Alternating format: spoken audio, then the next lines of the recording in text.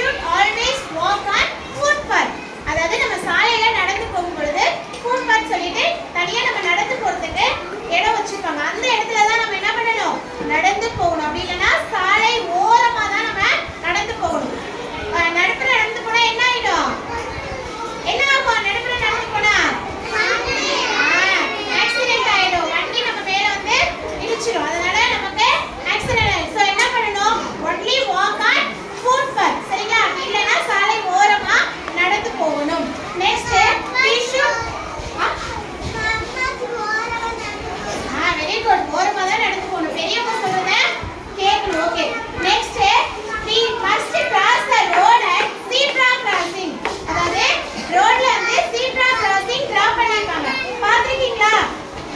இதுதான் வந்து zebra crossing. அதாவது ரோட்ல ஒயிட் கலர்ல இந்த மாதிரி லைன்ஸ் போட்டுருப்பாங்க. அந்த இடத்துல தான் நம்ம என்ன பண்ணணும்? ரோட கிராஸ் பண்ணணும்.